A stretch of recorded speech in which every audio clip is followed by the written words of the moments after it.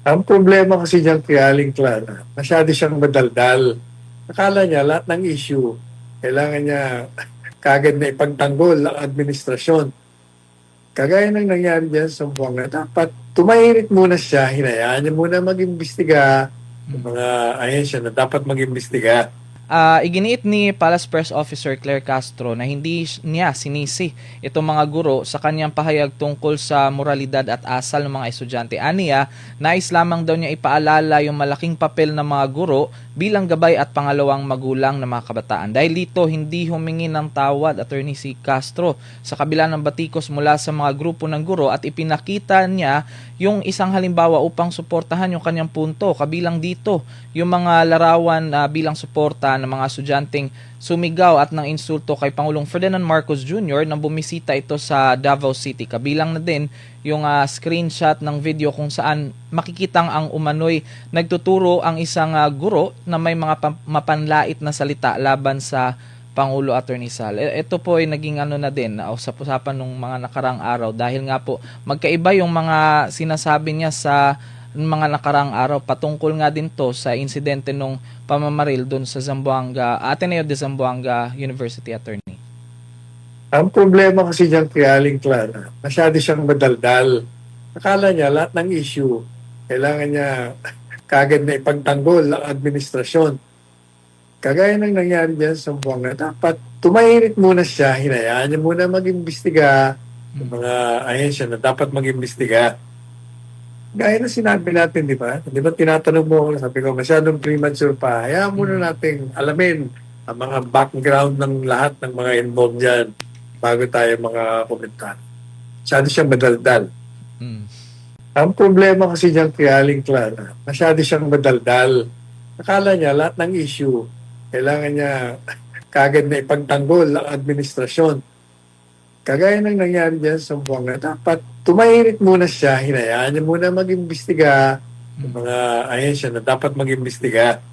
Iginiit ni Palace Press Officer Claire Castro na hindi niya sinisi itong mga guro sa kanyang pahayag tungkol sa moralidad at asal ng mga estudyante. Aniya, nais lamang daw niya ipaalala yung malaking papel ng mga guro bilang gabay at pangalawang magulang ng mga kabataan. Dahil dito, hindi humingi ng tawad Attorney si Castro sa kabila ng batikos mula sa mga grupo ng guro at ipinakita niya yung isang halimbawa upang suportahan yung kanyang punto. Kabilang dito, yung mga larawan bilang suporta ng mga estudyanteng sumigaw at ng insulto kay Pangulong Ferdinand Marcos Jr. nang bumisita ito sa Davao City. Kabilang na din yung screenshot ng video kung saan makikitang ang umano'y nagtuturo ang isang guro na may mga mapanlait na salita laban sa Pangulo Attorney Sal. Ito po ay naging na din na usap-usapan nung mga nakarang araw dahil nga po magkaiba yung mga sinasabi niya sa mga nakarang araw patungkol nga din to sa insidente nung pamamaril doon sa Zamboanga, Ateneo de Zamboanga University. Attorney. Ang problema kasi diyan kay Aling Clara, masyado siyang madaldal. Akala niya lahat ng issue, kailangan niya kaagad na ipagtanggol ang administrasyon. Kagaya ng nangyari diyan sa Buanga, dapat tumahimik muna siya, hinayaan niya muna mag-imbestiga ng mga ahensya na dapat mag-imbestiga. Gaya na sinabi natin, di ba? Di ba tinatanong mo ako, sabi ko, masyadong premature pa. Hayaan muna nating alamin ang mga background ng lahat ng mga involved dyan bago tayo mga komentar. Masyado siyang madaldal. Ang problema kasi diyan kay Aling Clara, masyado siyang madaldal. Akala niya lahat ng issue, kailangan niya kaagad na ipagtanggol ang administrasyon. Kagaya ng nangyari diyan sa Buanga, dapat tumahimik muna siya, hinayaan niya muna mag-imbestiga ng mga ahensya na dapat mag-imbestiga.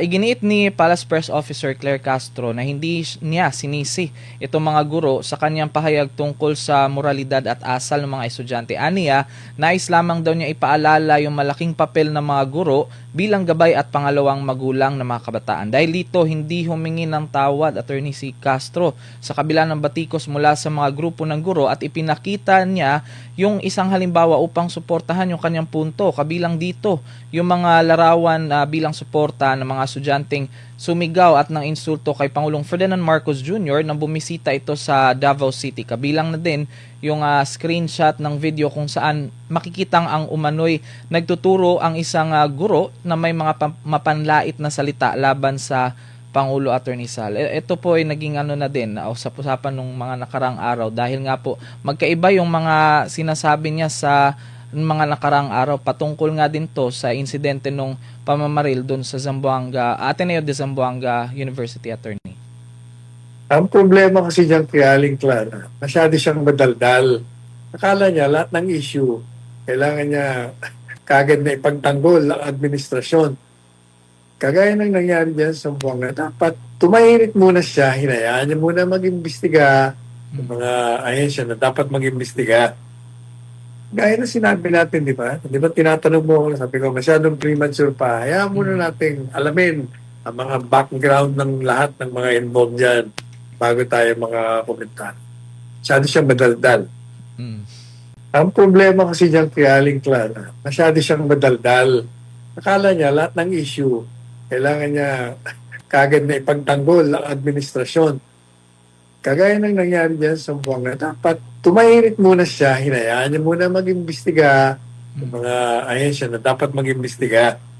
Iginiit ni Palace Press Officer Claire Castro na hindi niya sinisi itong mga guro sa kanyang pahayag tungkol sa moralidad at asal ng mga estudyante. Aniya, nais lamang daw niya ipaalala yung malaking papel ng mga guro bilang gabay at pangalawang magulang ng mga kabataan. Dahil dito, hindi humingi ng tawad, Attorney si Castro, sa kabila ng batikos mula sa mga grupo ng guro at ipinakita niya yung isang halimbawa upang suportahan yung kanyang punto. Kabilang dito, yung mga larawan bilang suporta ng mga estudyanteng sumigaw at ng insulto kay Pangulong Ferdinand Marcos Jr. nang bumisita ito sa Davao City. Kabilang na din yung screenshot ng video kung saan makikitang ang umano'y nagtuturo ang isang guro na may mga mapanlait na salita laban sa Pangulo Attorney Sal. Ito po ay naging na din, usap-usapan nung mga nakarang araw dahil nga po magkaiba yung mga sinasabi niya sa mga nakarang araw patungkol nga din to sa insidente nung pamamaril doon sa Zamboanga, Ateneo de Zamboanga University, Attorney.